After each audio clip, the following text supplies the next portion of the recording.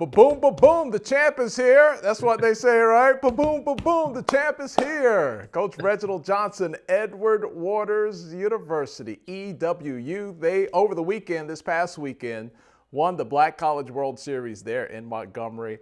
Coach Johnson, welcome to HBCU Gameday, and congratulations on a great week last week for you and your guys. Thank you. Just thankful for the opportunity, man. Again, all glory to God and being able to put in this situation, and my assistant coaches, administration, Michael Corker that put this whole thing on, Gavin King, the city of Montgomery, the Montgomery Biscuits, man, Tyson Foods for the sponsorships, and to allow it all to happen is just very thankful. To get down there in Montgomery, we're in the South. I'm in Atlanta. Baseball is big here, obviously. To celebrate, man, HBCU baseball in an environment like that with teams from all over the place, just what was the overall vibe like during the week in Montgomery? It was amazing. Just again, class act ownership, Montgomery Biscuits, the city of Montgomery, the overall vibe, it was a professional vibe. The guys, had an extra bounce in their step because, got to the hotels were taken care of. They got the conference room, the meals, being greeted on and off the bus, just all the accommodations, man. It was an amazing feeling, and just thankful once again to everybody associated with the tournament. How does that help people get into the game? Because I know from covering HBCU sports, graduating from an HBCU, travel can be rough. That can be harder than the game sometimes. When you got everything laid out for you, taken care of, all you have to worry about is playing. How much does that add to the whole experience? I mean, it adds a lot. Like I said earlier, all these guys want to be professional athletes, and they kind of got a little feel of it. And, I'm thankful because as the head guy, I'm the one usually having to worry about, travel arrangement, meals, hotels, things of that sort. And it was all taken care of. So I was just there to coach, and it was definitely good. Talk about the run that you guys went through. You only lost one game there, and I was looking at the score. That one was a pretty rough one. Did that loss kind of wake you up there? Yeah. I mean, it kind of put things in perspective that these guys knew that they only had one more opportunity. I mean, starting off playing Rust College, competitive group. Coach Bates over there has done an amazing job with them this year, and it was a dogfight. I mean, it's postseason play, it's playoff play, and kudos to our guys, our players. They were ready to go. Had a dogfight. Joseph Eischen, senior arm, pitched a complete game. We're just coming from our conference tournament over to this, and not having two of our top arms early on. We needed guys to step up. Joseph Eischen did that, giving us a complete game, 9 innings. I think he threw like 130, 140 pitches. And that kind of set the tone going into the next game. That game, the very first game of the year, the tournament, excuse me, we didn't get back to the hotel till about 1:15, 1:30, 2 o'clock Eastern Standard Time. And then the following day we had Florida Memorial, which we've played several times throughout the year. A great program once again. Coach Burgos over there, and they put it on us. We lost 14-1. Things just didn't go our way, and afterwards it was like, look, we didn't play Edward Waters baseball. So one of two things: we can suck it up, let it go, figure out a way to continue to play Edward Waters baseball and continue to play, or one more loss and the season's over. And the guys responded very well. The next day we, Rust ended up beating Talladega. So we had Rust again the following day, and, we ended up taking care of business there, and then we met Florida Memorial once again. And, a dog fight. It was a dog fight. It was competitive. It was intense from first to last out. So we ended up securing the victory there. The guys played Edward Waters baseball, and then on to Kentucky State, the championship game, and once again another dog fight. Guys were tired. That Florida Memorial game, that game ended at 1:30 a.m. So for the second game of the day, that game ended at 1:30 a.m. We're still on Eastern Standard Time, so 2:30. you know, kudos to our guys, our assistant coaches. Our assistant coaches have worked really, really well with our guys to make sure they're ready to play. Our training staff, Kalen Williams, he's our athletic trainer. About 80% of our roster is banged up. And these guys have worked really hard on making sure they were ready to play. And they did that. And then the guys, they deserve all the credit. The players went out and played. We coached and put them in certain positions, but they had to go get it done. We had start, shortstop, playing in one ankle, messed up knees, messed up backs, messed up wrists, but they figured out a way and they got it done. Coach, you as the skipper, man, you're out there looking at your guys, put together with Band-Aids, playing the 1 o'clock in the morning. Like, that had to be really rewarding to win it all, considering everything that you guys had to go through. Yes, definitely. Back to President Dr. A. Zachary Faison and his leadership and what he wanted, and the support and the efforts putting into athletics, and then on to our athletic director, Dr. Bryant. Dr. Bryant was there from the beginning to the end, and it's a rewarding thing when you have an administration that backs you and supports you. I mean, the guys woke up in the morning, was there with them at breakfast, and seeing him there and working, and it was one of those things, sitting back. It was, I want to say, it was the Florida Memorial game, the championship game. It's 11 o'clock. Our guys are dog tired. Our starting left fielder, Aquarius Tompkins, ended up getting to third base, and he's almost in tears because his knee's killing him. And I'm like, all right, I want to make a move. He's like, no, I'm not coming off the field. Coach, I'm good. We got this. And it was a very proud moment, not only for him, but for everybody else. I mean, those guys played for one another, and that's something that started back in August at 5 a.m. in the weight room. Well, that says a lot for the culture that you've built there at Edward Waters. You've been there for 11 years managing the baseball program. What do you identify as some of your, kind of tent poles or your anchors for your culture that allows people to go out there and play for things bigger than themselves, fight through the pain? What did you see that you knew you had to establish in the culture there at Edward Waters? Honestly, it comes from my upbringing. Man, my parents have been amazing, and different coaches and things of that sort. But with my parents, it was always much bigger than the sport. It was life lessons and, most importantly, being a good person. I spent a lot of time in the recruiting aspect of things, and my assistant coaches, and just obviously surrounding yourself by good people. We spent a lot of time on just them as individuals, and baseball takes care of itself. You're not going to play ball forever. At some point it's going to end. In 11 years, we've graduated with this senior class, almost 70 guys. And 11 years have graduated, have come through my program and graduated.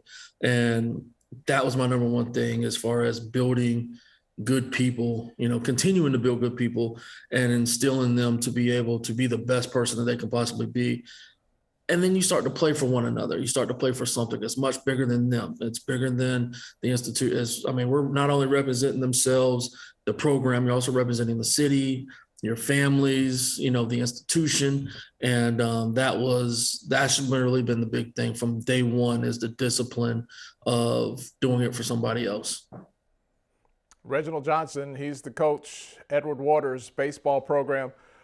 Coach, in the pros, we call them managers. In college, we call them Which do you prefer? Do you want to be called manager or coach? Coach. Coach, all right. Yes, sir. All right. Just check it there. Wow, you guys have been doing a lot of great things at Edward Waters, making the transition up to the SIAC. When you look at the sport of baseball, it is probably the most, there's more parity in baseball from top to bottom. Like, anybody can get beat by any level of team. Division II, Division I, Power 5, Group of 5, FCS, however you want to classify schools. I know it's different across sports. What is it that makes baseball so intriguing that anything could happen out there on the diamond? It's just that anything could happen. Baseball is the only thing in life that you'll be able to do. You'll be able to fail and still be successful. It's one of those things you go 3 for 10, that's 300 and you're considered successful. And so it's being able to accept failure and understanding that Tomorrow's a new day. The next opportunity is another opportunity. And I think that's what makes the game special is any given day, anybody can beat anybody, and it takes more than just one person. What is it about the South that really makes baseball cook, especially when we look across the HBCU landscape? The SIAC, the SWAC, like those are, even at the NAIA level, schools in the South, it just really works, and it's so competitive and just thick across all the conferences. What is it about the South in baseball? I would say just the availability to do it year round. We was talking to Kentucky State coach, and he's in February they're snowed in, and we're outside running around, throwing weights around, and pitching and throwing and hitting, and I think the coldest it gets here is maybe 45 degrees. So just the availability to be able to do it year round, it just helps with the training aspect of things. As Edward Waters continues to move up, what are your goals for the program? Like what new heights and kind of new goals do you have there at EWU? Continue to grow. Once again, graduate. My coming in, I wanted to graduate all of our seniors. I know that's a little not realistic. However, we're roughly about 94, 95%. So, those that reach graduations, senior status, I think we're right around 94% of graduation. So continue on to that. But on the playing field, win. Not only the HBCU World Series, I also want to win a Division II national title.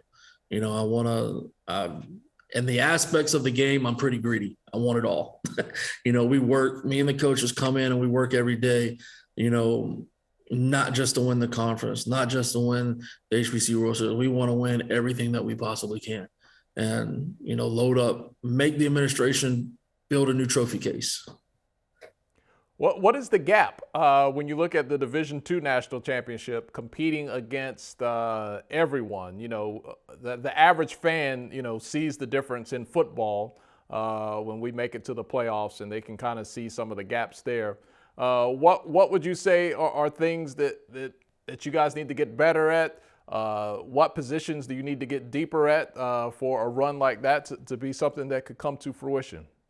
Honestly, and just in every position and every aspect of the game, like you said earlier, Division I, Division II, Division III, NAI, JUCO, there's some talented ball clubs, and to be the best that we possibly can be, we, just in everything else, just more consistent in the fielding, the pitching, the hitting, getting bigger, getting stronger. The run that we made this year was pretty young. We had we had 4 seniors that was on this varsity squad and 2 everyday guys and a starting pitcher and a relief pitcher, but everybody else were freshmen, sophomores, and a couple juniors. So with the recruiting classes that we have coming in, guys continuing getting bigger, getting stronger, getting better, a little more confident. I think that's what it would take. But across the board, we have to continue to work to get better. I know baseball is all about the arms race. If you get a couple of aces on that staff, it can equalize a whole lot of things. Yes. How hard is the recruiting trail to get the type of pitchers that you want in your program? It's pretty difficult. It's pretty difficult. Down here in the state of Florida, just in the surround. In Jacksonville, I think we talked the other day, there's roughly about 40 collegiate baseball programs within 2.5 hours, 3 hours of us. So, there's a lot of competition, and again, every level is good. Guys are getting drafted from every level. Guys are getting recognition from every level. And so, that competition is pretty tough. But, again, the kudos to the institution. They are, upping the resources and, realizing what it takes, and that's with them being visible, going to these certain things and going to other institutions, seeing of upgrades of facilities. Our facilities are growing by the week, and we're getting there. It's going to be an impressive thing to watch here shortly. Hey, you can always sell sunshine though, right? You have that in abundance. Yeah, we got the sunshine, we got the beach, so it's it's there, and I'm excited and definitely blessed to be in this position. And I'm telling you, watch out. Edward Waters is on the rise. I've never played baseball outside of just wiffle ball as a kid. But when you're out recruiting, how do you know that line of, okay, this pitcher, he's probably getting drafted, he's getting professional attention, versus identifying a collegiate pitcher and seeing someone maybe who has potential that you can develop? Like do you have a process that you go through when you're identifying that? For me, like I said, in the aspects of this business, I'm greedy. I've honestly talked to if I like that player, I go and I make sure I speak to the coach, I speak to the player, I speak to the parents, I try to get them on campus. I mean, we've had guys on campus that are now at University of Florida's roster, University of Texas rosters. I mean, only thing they can say is no. I'm going to go after them. I'm going to talk to them. I'm going to go after them. I'm going to do my best because, I mean, why not? You know, you'll be surprised. It's about building relationships. And, you know, I see what we're doing and people see what we're doing. And, you know, a lot of the guys in which we have on our roster is because of the relationships in which we built, and they believe in, you know, where we're going, and they're here. Hey, shoot your shot. I like Yes, it. sir. It works. Coach, finally here, talking with Coach Reginald Johnson from Edward Waters University, winners of the Black College World Series last week in Montgomery. That last win got you to above 500 and a winning season. That's always good to get those under your belt, Yes. right? Yes, definitely. You know, season started off a little rough. You know, we made some changes, and, you know, once again, my assistant coaches, and what I love most about my assistant coaches, man, they're not just yes men. You know, we sit down and we have conversations, and they voice their opinions. And, you know, as the head guy doing things certain ways for certain times, it worked 4 or 5 years ago. These kids are different. You know, we had to switch some things up, and the guys bought in. You know, most importantly, it was seeing how hurt they were when we lost. You know, they took it to heart. So we just had to reevaluate some stuff. And once again, the credit goes to the players. The players got it done. They were able to fight. They were able to come together, become brothers, and found a way to win for one another. How much of the changes in baseball trickles down to the college level? I know at the major league level, you know, everybody's talking about analytics, and, you know, the managers, you know, whip out their probability charts, and they have all that data and information. How much of that trickles down to your level? It does, you know, and I'm still a little old school in the aspect of you just got to execute. You know, I don't care if they know that we're bunting and they're right. If you execute the bunt, if you execute the hit and run, if you execute your pitch, it doesn't matter. You know, you should be able to be successful. But it does trickle down. You know, we've moved some guys around in certain positions, you know, based off of how, you know, certain teams were their strengths. You know, some teams are really good backside, so we may shift a center fielder, right fielder over in the gap, you know, so it does play a part, you know, and it's and you have to adjust, you have to adapt. Well, Coach Johnson, I hope you guys get a chance to rest, recover, and enjoy. You guys were hanging on a limb and a prayer there, but you made it through in Montgomery, Yes, winning sir. the Black College World Series. Thank you for spending some time with HBCU Game Day, and we look forward to seeing you guys out on the diamond next season. Yes, sir. Thank you again for the coverage. Greatly appreciate it.